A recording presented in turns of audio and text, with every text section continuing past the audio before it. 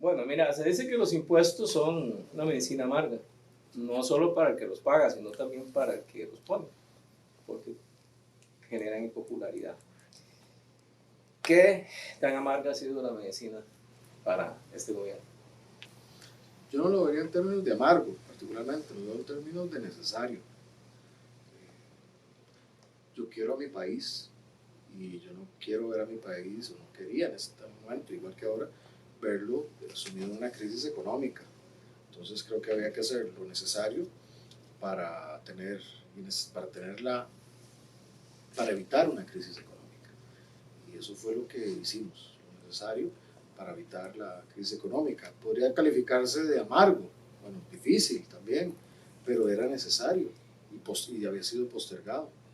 Entonces, bueno, por eso es que tuvimos que actuar de esa manera, que creo que era lo mejor para el país. Y en efecto, eh, para quienes tienen que pagar más, sobre todo el sector privado, profesionales liberales, tiene ese impacto. Pero bueno, yo creo que el calificativo sería necesario, era necesario. Ok, bueno, pero digamos, algunos sectores se han mostrado inconformes con la ley porque argumentan que una vez más la carga está sobre los que menos tienen, no sobre los que más. La pregunta es, ¿pudo ser más progresiva la reforma? Creo que lo primero es decir que ese argumento obviamente suena muy fuerte. Cuando se ven los datos, se prueba que la reforma es progresiva, recae sobre los que más generan y los que más tienen. Eh, Incluso cuando se hacen los distintos estudios de las propias universidades, tanto de la UNA como de la UCR, demuestran eso, los mismos estudios de Hacienda. Pero ya explicarlo con datos en el mundo actual de la posverdad es difícil, porque cuando se usa la muletilla, pagan más los pobres, tiene un gran impacto comunicacional. Pero los datos duros demuestran todo lo contrario. ¿Pudo haber sido más progresiva? Sí, pudo haber sido más progresiva. Eh, pero también hay que contar con que es al final la correlación legislativa que permite la mayoría la que establece el balance de cuál es la reforma final.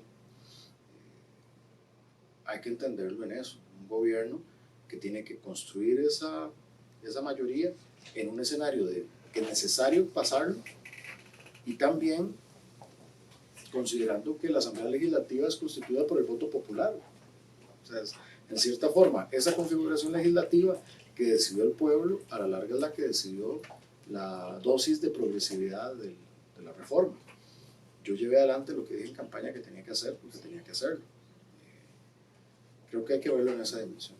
O sea, quiere decir que si hubiera dependido de usted, la reforma hubiera sido más progresiva. Si yo hubiera tenido 38 diputados, bueno, ahí se generó la discusión si eran 38, digamos, pero se aprobó con 34, si no me equivoco, el primer debate.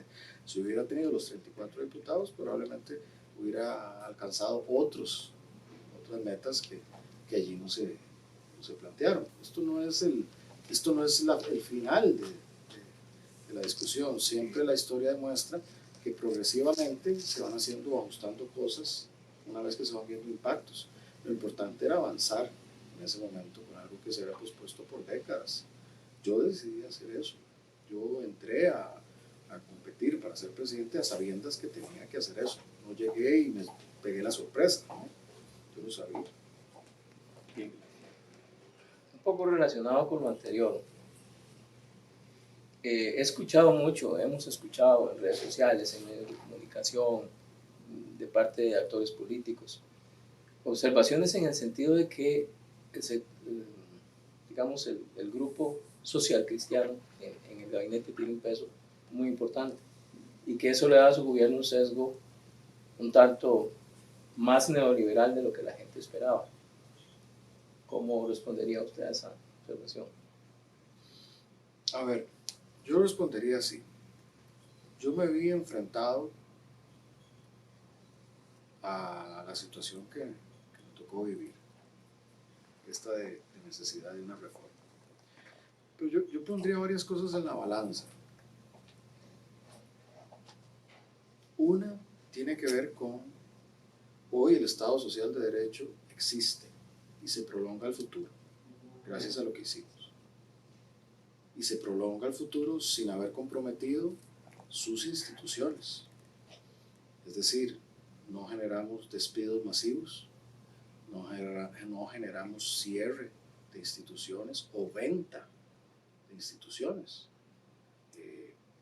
¿Y por qué señalo eso? Porque todas las anteriores, eran señaladas como medidas para resolver este problema. Y yo fui el único que no planteó esas medidas. Y yo gané la elección. Entonces, esas otras medidas que se plantearon para resolver el problema, venta de activos, despidos de personas, cierres de instituciones masivos, no se implementaron y el Estado Social de Derecho sigue funcionando con su misma vocación. Y eso es porque yo soy presidente. Otra persona, bueno, lo pueden ver de toda la otra oferta electoral, plantearon cosas distintas, yo no. El caso de ICE, yo fui el único que planteé la posición de por cuál hemos dicho que el ICE se fortalece, por poner un ejemplo. Entonces creo que eso es lo que hace la diferencia. Lo que pasa es que los otros escenarios son hipotéticos, este es real. Entonces si a mí me dicen, me plantean que yo soy neoliberal, esa sería mi respuesta. Ahora, el PAC desde su inicio siempre planteó la eficiencia, la disciplina fiscal, y también desde el nacimiento del PAC planteó el tema de los impuestos. Yo, por ejemplo, en primera ronda, la primera parte de la campaña, yo dije que creía en el IVA, y de hecho dije que creía en el IVA al 15. Y por ejemplo, yo en la primera ronda no planteé la regla fiscal, nunca. Pero entendí luego, no solo en la segunda ronda, sino con la propia correlación legislativa, de que esas condiciones mías de inicio tenían que adaptarse a una realidad política, que era la que permitía lograr lo necesario en aquel momento. Entonces, en eso entiendo yo el punto en el que estamos, en el que hemos desarrollado nuestra política. Yo sé que esto requiere varias palabras, más de 2, para ser explicado, para ser puesto en perspectiva. Por eso es más fácil, con una palabra con carga simbólica como neoliberal, derribar toda una argumentación. Pero lo que también es cierto es que el Estado Social de Derecho sigue ahí, en pie, y con proyección a futuro, no para esta generación, que también es muy importante, sino para la próxima. Parte de lo que hicimos no solo fue proteger el presente, sino proteger y abrir espacio para el futuro. Eso explica también lo que estamos haciendo. Sí. Bueno, a raíz de todos estos temas, justamente la reforma fiscal, el tema de empleo público y algunos otros así que son muy sensibles, su administración ha vivido un clima de agitación, de protestas en la calle, donde los diferentes sectores y muy diversos, exponen su oposición a ciertas medidas de gobierno. ¿Cuál sería su estrategia en este momento para, bueno, de aquí en adelante para calmar los ánimos de esos sectores? Una particular ha sido, lo más reciente, abrirnos muy profundamente a la escucha y al diálogo en los diferentes sectores que se manifiestan. Es decir, varias cosas ahí. Hay que separar 3 elementos. Uno, las demandas fehacientes. Cuando se le dice a uno que hay rezagos en la infraestructura educativa, es cierto. Como país tenemos de varios tiempos muchos rezagos y hay que atenderlo. Que tenemos problemas en la normativa y en la institucionalidad que administra la pesca, es cierto, y hay que atenderlo.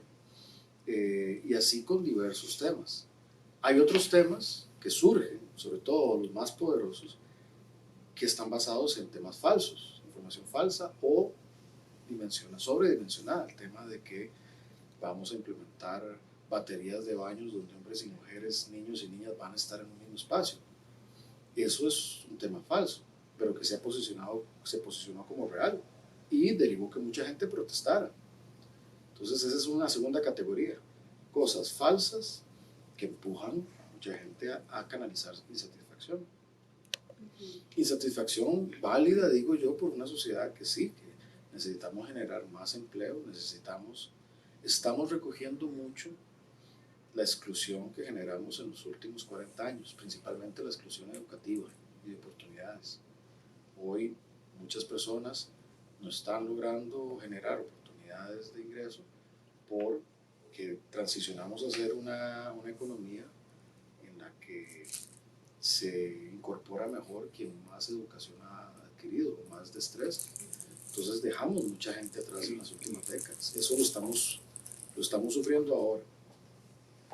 Y tres, no las demandas reales, que hay que trabajarlas como gobierno, no la parte, digamos, basada en noticia falsa, en lo que hemos experimentado, no solo en el país, sino en el mundo, las democracias occidentales, pero tres, interés deliberado, político sectorial, político partidario. Entonces, hasta esas tres cosas coexisten. En un escenario que derivó, yo creo que sumó dos. Lo que estamos viendo ahora yo lo interpreto también como una réplica de dos eventos. Uno, de la elección, en la cual hubo, obviamente, varios sectores perdedores políticos. Y dos, de la reforma fiscal, que hubo también sectores que, derivado de la reforma y la huelga, también fueron perdedores de ese proceso. Políticos, no. Yo no quisiera pensar que como país estamos perdiendo. Entonces suma un poco esos grupos en otro contexto, de cara a elecciones municipales y de cara a reivindicaciones más sectoriales. Entonces sí hay un cúmulo de elementos. ¿Cómo lo estamos abordando? Directamente cada uno, poniendo énfasis en el primer elemento, reivindicaciones reales, y abriendo mucho a dialogar, a escuchar, a resolver. Ir derribando toda esa mitología. También, pero eso es lo más difícil. Hoy uno de los campos más complejos tiene que ver con eso, con la parte comunicativa, porque es un nuevo escenario. Creo que incluso para la gente que ha estado en la comunicación por décadas lo sorprende, porque es un nuevo escenario. A veces tiene más peso un audio anónimo que se circula masivamente que una noticia real de algo que cambió. Y ese es el mundo en el que coexistimos. Por eso también, fíjese la entrevista que circuló, creo que antier, de algunos estudiantes en un programa de radio. Ahí eso tiene un profundo impacto social, pero creo que nos retrata en eso, en que no estamos necesariamente la ciudadanía bien informada, y eso está incidiendo en nuestro comportamiento real. Y eso es un gran reto. La ciudadanía real se ejerce cuando se conocen los derechos y se tiene una lectura mejor de la realidad. Pero creo que eso está afectando nuestro ejercicio ciudadano. No lo digo como excusa, lo digo como preocupación de un país que necesita fortalecer eso.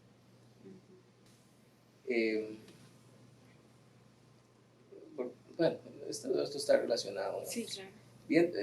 Viendo en perspectiva hacia los próximos 3 años, digamos, ¿tiene usted una estimación de cuáles serán los impactos fiscales y sociales de la reforma fiscal?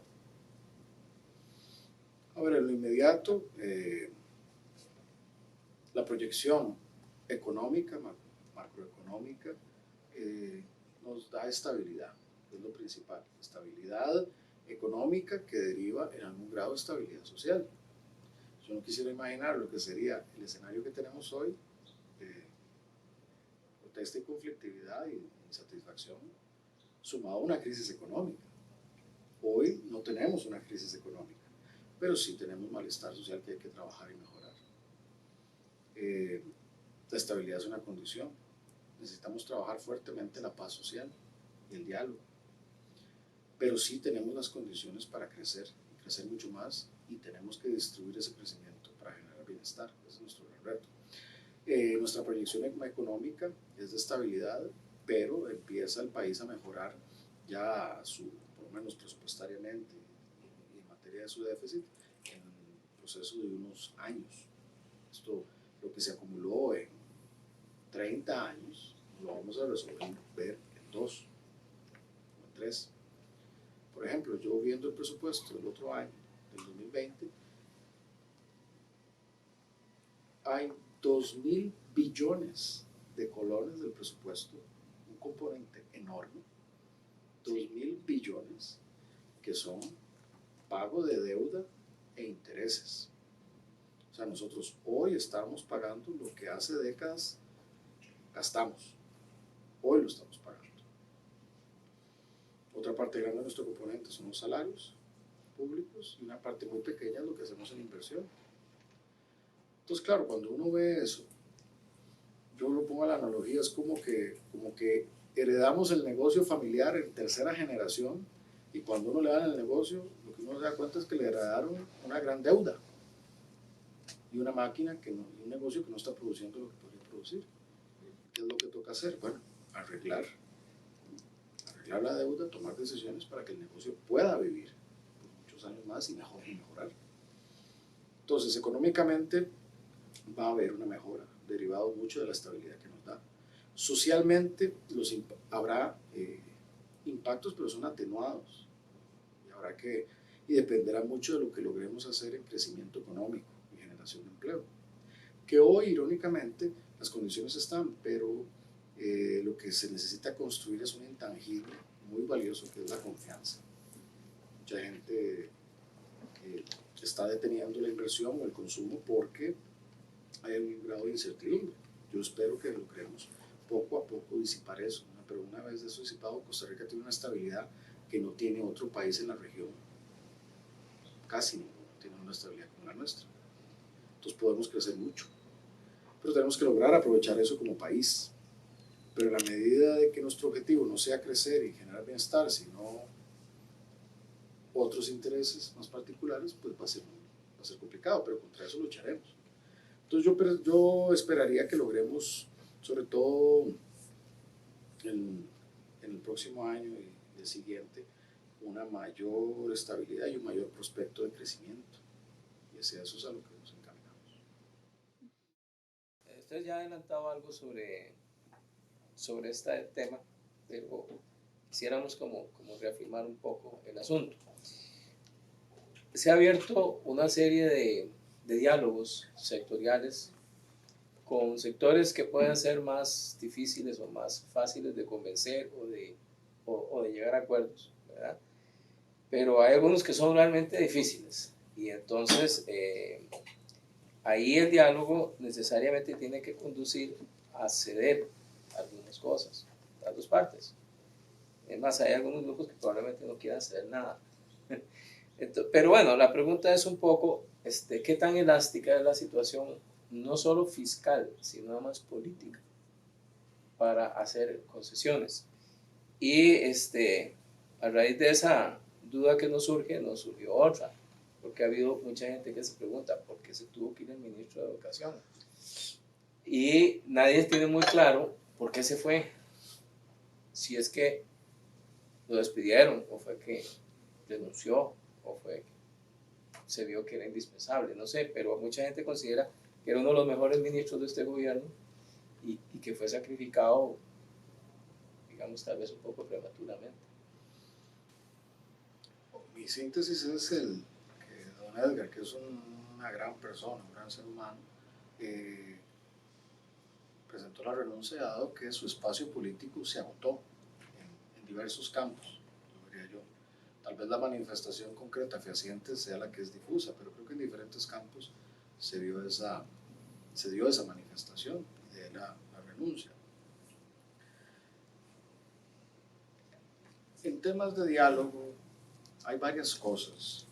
Uno, tenemos creo yo una dificultad en materia de representación, porque son muchos los intereses, hay mucha dispersión de las representaciones, ya incluso muchas veces las mismas organizaciones o sus liderazgos no canalizan lo que hacen sus bases, y se ven varias manifestaciones de eso, que un liderazgo llega a un acuerdo con el gobierno, sus autoridades, pero sus bases no respetan el acuerdo, entonces eso genera una gran dificultad para negociar o dialogar.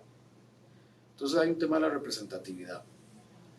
Creo que por otro lado en la Asamblea Legislativa es un ejemplo donde se ha logrado generar mucho diálogo y ha sido una de las asambleas legislativas más productivas, lo cual me parece que hay que matizar el hecho del diálogo. El diálogo político fluye. Creo que hay una madurez política en que se entiende el contrapunto del control político y de la necesidad de tomar decisiones políticas.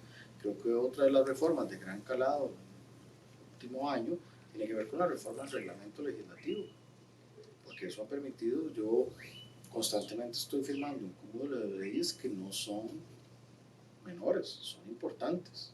Entonces ahí se ha abierto un avance oportuno en la parte legislativa del país, no sin sus dificultades, pero eso está allí.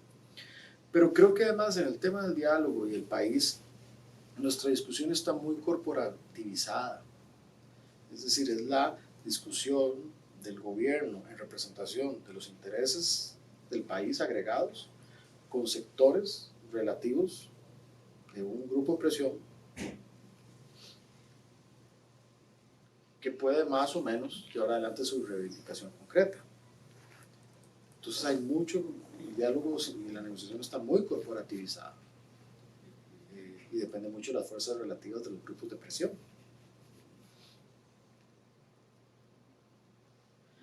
¿Qué es lo que creo yo que deberíamos aspirar como país y lo que yo trato de impulsar y que he pospuesto porque estoy esperando el momento oportuno, que es lanzarlo del Consejo Económico y Social con las fuerzas representativas de la sociedad civil, del país, de muchos sectores, para abrir ahí un diálogo en necesidad del país? Porque creo que también tiene que ver con la calidad de la discusión. Nosotros como país tenemos que hacernos varias preguntas que no hemos respondido. Como sé el alcance del medio, es que estoy dando la libertad de hablar para quienes creo que lo leen, que no es tal vez, que es un público muy particular. ¿A qué me refiero? Nosotros como país, por ejemplo, no nos hemos pensado cuál es el crecimiento que vamos a tener en los próximos 10, 20, 30 años. ¿De dónde va a venir? Y cómo lo vamos a lograr. Hoy lo hacemos inercialmente, pero no hemos puesto a pensar necesariamente cómo vamos a hacer eso. Entonces, somos un país que renunció de manera válida a explotar petróleo, a explotar minerales, a ciertos tipos de desarrollo. Bueno, ¿cómo vamos a crecer para salir de la trampa de un país de ingresos de renta media para desarrollarnos? Esa es una discusión grande que no hemos profundizado. ¿Cómo vamos a lograr que eso beneficie a todas las personas?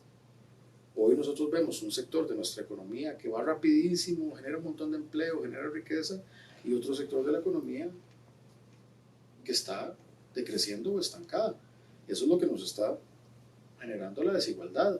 Y eso tiene una manifestación territorial. Hay unos cantones, unas zonas que están creciendo, bollantes, y otros que están deprimiéndose. Eso está polarizando en nuestro país. Bueno, ¿cómo vamos a resolver eso? Es una discusión de fondo que no hemos abierto nosotros como tal. ¿Cómo vamos a hacer que todo el mundo? Yo creo que en la década pasada, las últimas 2 décadas, le hicimos un gran daño al país cuando metimos la discusión de Costa Rica siendo una economía de 2 motores. Yo creo que le hicimos un gran daño al país porque la analogía lo que pinta es algo que se mueve impulsado por 2 motores, pero también uno sabe que un avión puede moverse con un solo motor y el otro puede quemar, para eso tiene los dos, digamos. El otro se quema, pero igual el avión se mueve, va más lento y con más riesgo, pero avanza. Y así es como hemos vivido en los últimos. Yo creo que tenemos que pensar a Costa Rica como un organismo, todo, no un solo organismo, que tiene varios órganos, y uno puede tener muy bien la mente, el corazón, pero si le falla los riñones, o si le falla, no sé, un pulmón o el hígado, aunque todo lo demás esté muy bien, se muere. Creo que Costa Rica tiene en ese sistema órganos que están muy bien y otros que están enfermos, pero el todo tiene que preocuparse por la salud de sus partes, pues no, y eso es lo que nos está pasando, lo estamos viendo en desigualdad. Bueno, ¿cómo vamos a reducir eso? Es una gran pregunta. ¿Cómo vamos a financiar el futuro también? Por ejemplo, eso está en la discusión de las pensiones de la caja. ¿Cómo vamos a financiar su sostenibilidad? Porque hoy lo que estamos haciendo es, sin tener más crecimiento, o más claro, o más personas, o más trabajadores, estamos financiándolo a partir de los aportes de todos, de patronos, de trabajadores y de gobierno, que somos otra vez todos. Y para ampliar esos aportes nos estamos nos estamos pidiendo plata a nosotros mismos, sin que crezcamos más. Nos estamos todos empobreciendo. Bueno, ¿cómo vamos a lograr cambiar eso? Que es otra vez la discusión del crecimiento. O yo creo que también tenemos que aprender de nuestra discusión del 8% en educación, que yo fui parte incluso, yo publiqué algo en eso, apoyando el 8%. Tenemos que aprender de esa discusión. ¿Por qué? Porque nosotros peleamos por el 8%, pero no dijimos para qué. Y no dijimos qué íbamos a lograr. Se convirtió en un fin en sí mismo. Y empezamos a hacer el financiamiento, pero no dijimos a dónde teníamos que llegar. Hoy la pregunta es, antes de pensar en un número, es, ok, ¿dónde vamos? ¿Cuál es la educación que necesitamos para incluir a todo el mundo en el país? ¿Cuánto cuesta eso en infraestructura? ¿Cuánto cuesta eso en maestros, en becas? ¿Cuánto cuesta? ¿8%, 9%, 10%? ¿Y cuánto nos va a tomar llegar ahí? ¿Y qué hay que hacer para llegar ahí? Eso define la meta nacional, esa discusión de dónde queremos llegar. Creo que ese es el tipo de discusión que hoy, el diálogo que tenemos que tener como país, dónde queremos llegar para ponerlo como una meta nacional, en educación, en salud, en todo. Y esa discusión no se ha abierto. Hoy estamos discutiendo sobre baños, o sobre cosas de la burocracia. Yo me encuentro hablando todo el día de cosas como Setena, el encaje legal, la regla fiscal, Senara, la habilitación de pozos, agroquímicos. Pasamos, porque esos son los cuellos de botella de muchas cosas que detienen el desarrollo, pero no sé, a la larga cuesta mucho decir cómo eso se traduce en el bienestar de la vida de las personas. Entonces la burocracia nos ha metido en esos vericuetos, en los que cuesta mucho trascender a decir, estoy haciendo esto para ayudarle. Esos son de los grandes retos que tenemos para un diálogo real. Y la misma actitud de escucharnos. Hay una gran desconfianza entre los actores, no nos escuchamos. Yo he visto aquí el potencial, es más, de afuera confían más en nosotros que nosotros mismos de adentro. Cuando la gente nos ve desde afuera, ve inspiración, ve progreso, ve cosas, ve tal vez menos sufrimiento de lo que viven otras sociedades, pero nosotros desde adentro no vemos eso. Y nos cuesta escucharnos. Yo veo el potencial de Costa Rica, por ejemplo, en el conocimiento, la sociedad de la información, de todo un país. La gente viene a Costa Rica a invertir por muchas cosas, pero principalmente por la gente. Y eso no es un estribillo, es real, por el talento de la gente, el tipo de cultura que tenemos.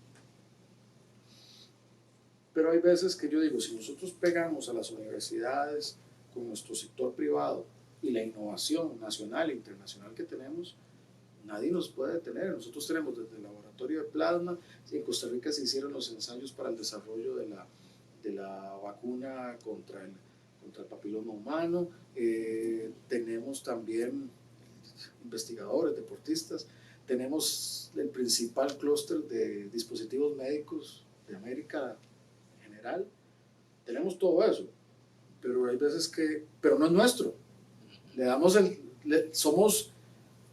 vienen aquí por los costarricenses, nosotros somos el talento central, pero nada de eso es nuestro, directamente, ni en las patentes, ni el conocimiento, ni el capital, pero podría serlo. Pues eso tiene que ver con el modelo de desarrollo. Bueno, pero es que nunca no hemos tenido esa discusión. Pero también cuando yo hablo, por ejemplo, con universidades, ellos ven eso, y lo hablo con empresarios, y lo ven, y lo hablo con distintos actores, pero entonces algunos dicen, sí, eso sería muy bueno, pero es que, voy a poner un ejemplo y no sin tratar de ofender a nadie, los empresarios me dicen, sí, es que podría ser, pero es que a las universidades solo les interesa el FES y las anualidades, y no les interesa el desarrollo. Que es una las etiquetas nos afectan muchísimo, la estereotipación del otro nos afecta mucho, entonces cerramos una posibilidad de diálogo. O en otras veces las universidades dicen, sí, eso es la ruta, nosotros vamos por allá, pero es que los empresarios no quieren pagar impuestos y no quieren invertir en eso. Entonces ya de entrada esos actores, por poner un ejemplo, entre otros que son los aliados naturales, tienen barreras para colaborar. Yo cuando voy fuera del país y me siento en una universidad, lo que me sientan generalmente es la universidad y el sector privado.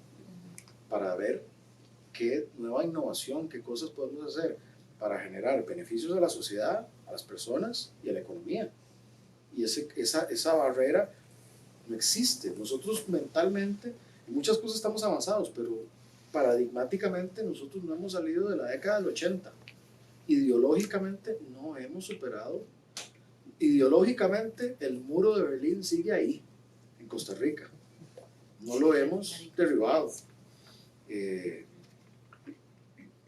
Pero bueno, yo tengo esperanza, en la generación más joven que no vivió, que no supo lo que era el muro de Berlín, veo menos ideologización y menos dogmatismo, pero también hay que llevar esperanza. Presidente, un poco para ver el asunto más puntualmente, mencionaba usted la necesidad de convocar al Consejo Económico Social, pero me imagino que el Poder Ejecutivo tiene un papel muy importante en eso. ¿Para cuándo va a ser eso? Bueno, ya la condición está generada. Yo lo que estoy esperando es un espacio propicio. Eso es algo que haré. Lo he venido posponiendo. De hecho está armado, están muchos diálogos entablados, pero quiero que funcione. Y yo espero hacerlo en los próximos meses, pronto. Pero creo que, por ejemplo, en el torno de ahora, puede verse muy... No quisiera que una iniciativa que tiene una perspectiva de ese aliento quedara atrincherada en algo tan inmediato. Y también creo que el papel del Ejecutivo ahí tiene que ser de auspiciar, más no de imponer. Tiene que ayudar a que esta discusión se genere. Una de las cosas que he visto más en este año y tanto es el miedo que tienen los distintos sectores a la imposición de todo. En general, hay la mayor preocupación ideológica o económica es la imposición de cosas. Pero generalmente cuando cambiamos eso y vamos a los temas de fondo en las personas, las barreras son mucho menores. A la larga las diferencias no son tantas, pero nunca llegamos ahí. Siempre quedamos en lo más pequeño y en las barreras. Hay poca gente dispuesta a trascender su rol como actor social para ver algo a nivel nacional. Mucha gente queda atrapado. Si yo represento a un sector o a otro, quedan atrapados en esa visión de su sector y cuesta brincar a una visión que esté por encima o de su partido o de su sindicato o de su empresa, su grupo empresarial, y verlo todo como un conjunto. Y eso es una de las cosas que más nos cuesta también para dialogar. Eso a la larga es un ejercicio de empatía.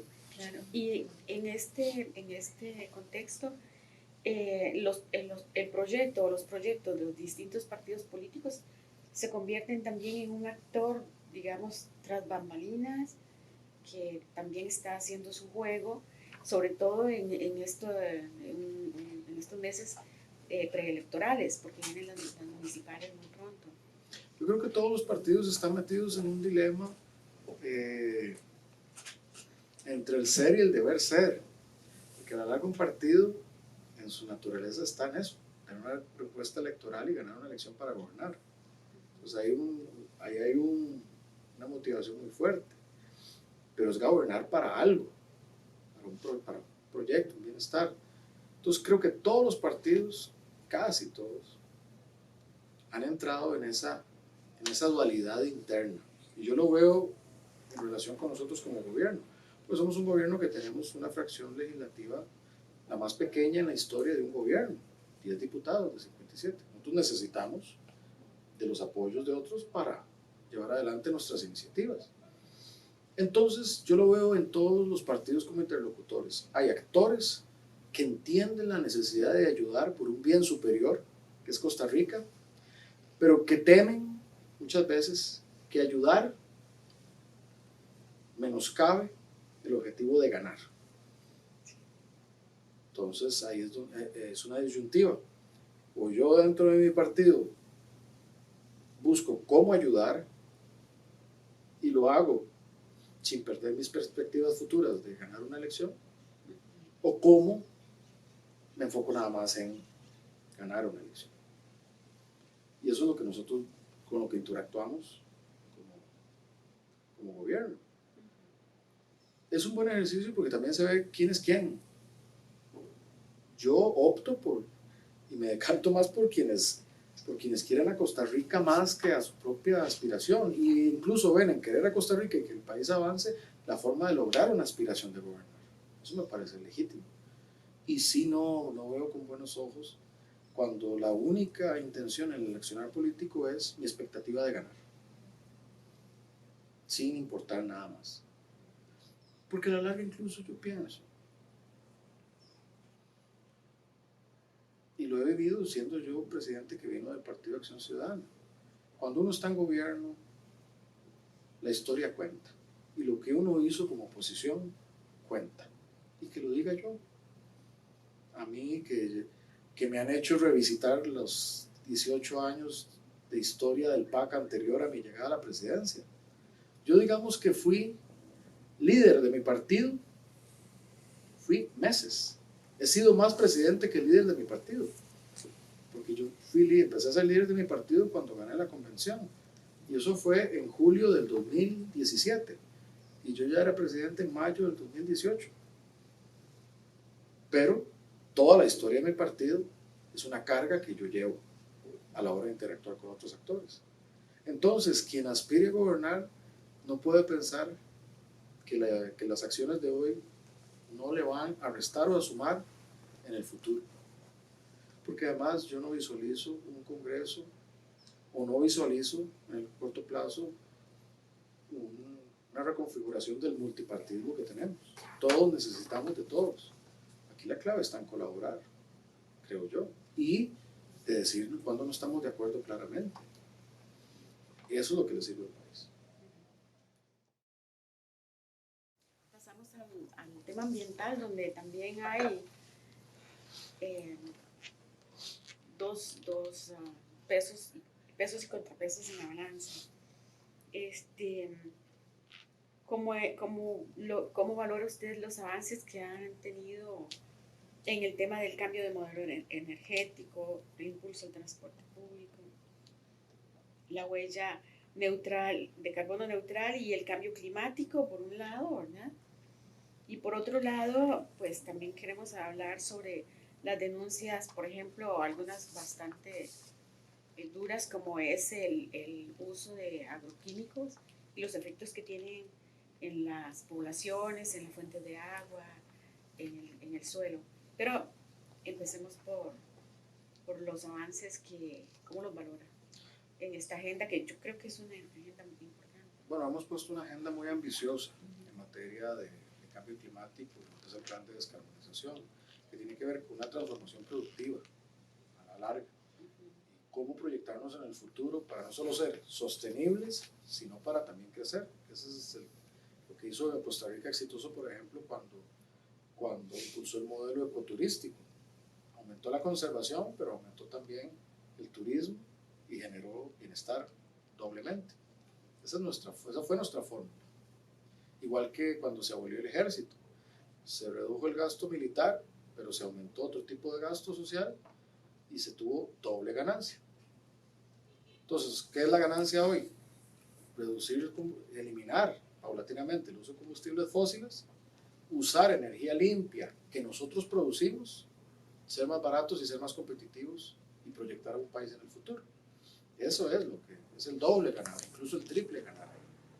Entonces, la agenda es ambiciosa, se ha planteado en el plan de descarbonización de febrero de este año, que por un lado ha sido muy reconocido en cuanto a eso. Somos el primer país que lanzó un compromiso como tal en el mundo. Pero en la misma tema nacional, muy criticado a veces, porque dice, ¿por qué piensa en la descarbonización y no en el empleo?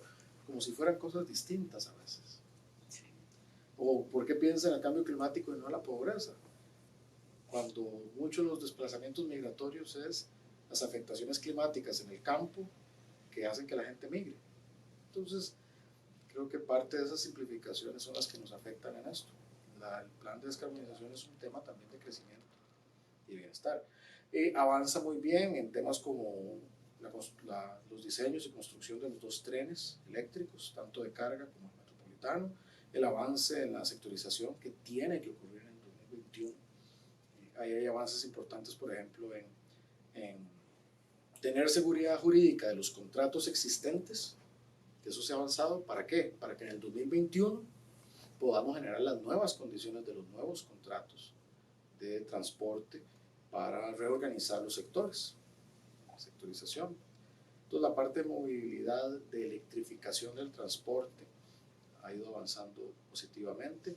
La parte productiva agrícola ha ido avanzando también positivamente con prácticas como los NAMAs. NAMA es el nombre, el acrónimo en inglés que tiene que ver con Mitigation y Adaptation. Entonces es para que nuestra agricultura sea sostenible. Hay una iniciativa muy ambiciosa que yo anuncié el 2 de mayo pasado y que está en curso, que es todos los temas de los residuos, el manejo de residuos. Hay un trabajo con las 82 municipalidades a través de la Unión de Gobiernos Locales y la Asociación Nacional de Alcaldes e Intendentes y el Ministerio de Salud, de Ambiente, para tener una real iniciativa de manejo de residuos, de la basura. Costa Rica produce 3.500 toneladas de basura al día y eso es uno de nuestros peores indicadores ambientales. Entonces lo que es la parte ambiental en esa materia, en los distintos campos avanza bien, y es una de nuestras agendas ambiciosas, y para que sea exitosa tiene que ser más una política de Estado que asumamos los costarricenses que una política de un solo gobierno. En los temas de los agroquímicos es parte de esas paradojas que como país tenemos. Estamos en el peor de los mundos. ¿Por qué? Porque desde hace mucho tiempo hemos bloqueado, como país sistémicamente, hemos bloqueado los registros de nuevas moléculas o de nuevos agroquímicos. Incluso desde hace más de 10 años hay filas en esa materia. ¿Qué ha pasado? El sector productivo se ha quedado con menos moléculas viejas, que son más contaminantes. Moléculas más nuevas, que son menos contaminantes, no han podido ser registradas en muchos casos. E incluso, como no hemos podido usar nueva molécula, tampoco sabemos sus impactos reales porque no hemos podido investigar sus impactos en Costa Rica. Y lo que ha pasado también es que como se ha usado intensivamente las mismas moléculas, ya muchas cosas han generado resistencia. Entonces hay que aplicar, o los agricultores, los productores aplican más del mismo producto. Entonces el problema se radicaliza.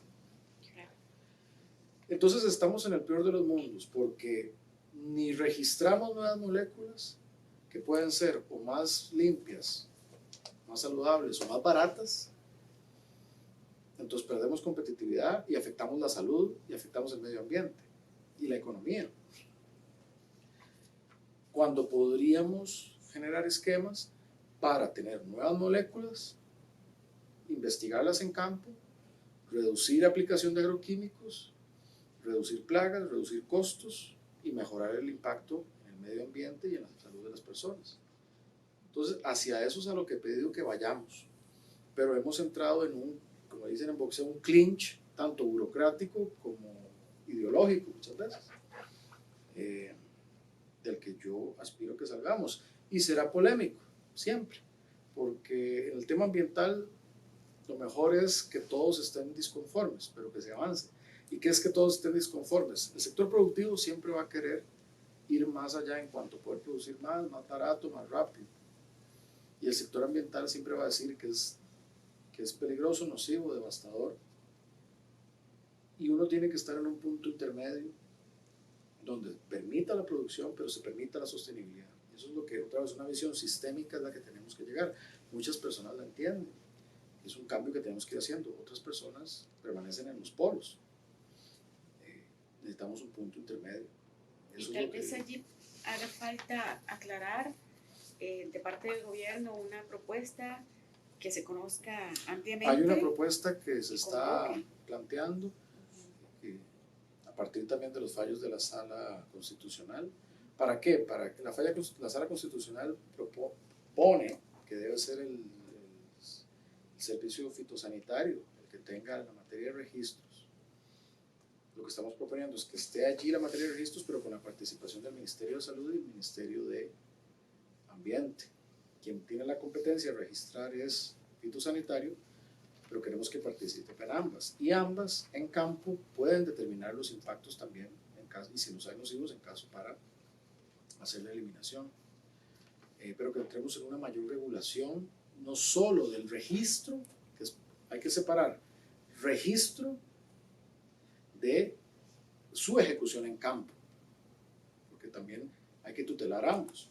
Hoy, ¿qué nos está pasando? Tenemos muchas moléculas prohibidas o no ser registradas, pero la gente las mete por contrabando y las aplica.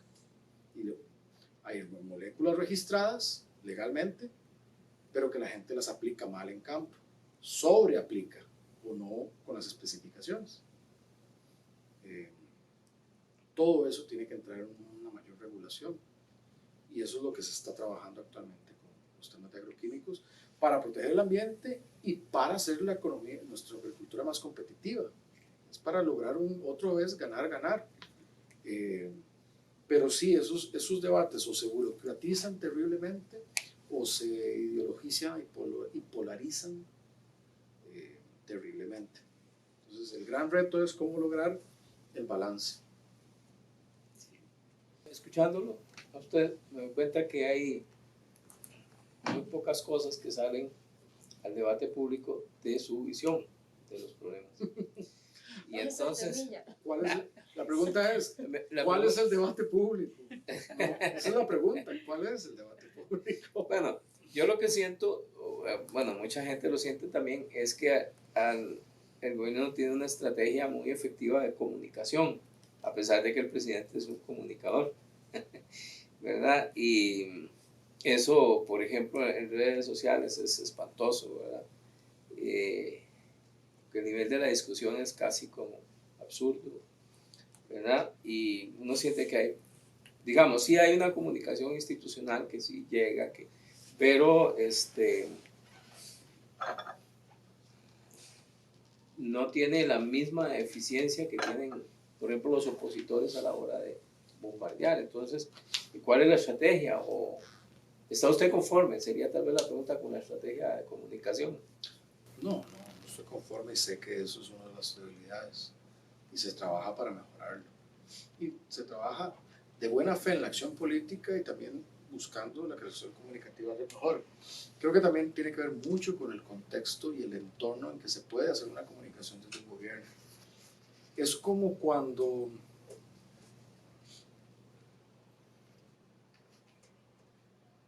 ¿cómo podría poner el ejemplo? Creo que a los gobiernos en general nos ha pasado que las herramientas de comunicación nuestros son, no me gusta poner analogías bélicas, pues lo que mejor se me ocurre ahora, es como si nuestras herramientas de comunicación fueran de la Primera Guerra Mundial y las que son legales y permitidas, y las de la contraparte son de la Tercera Guerra Mundial. ¿Por qué? Porque el gobierno tiene que comunicar transparentemente, directamente, tiene que hacer sus contrataciones también, y todas son cuestionadas, obviamente. Y estamos frente a una cuestión donde el anonimato, la mala fe, la desinformación son las herramientas del otro lado. Y un gobierno no puede echar mano de esas mismas estrategias para hacer como no debería y no debe, creo yo. Otros gobiernos tendrán sus formas, no.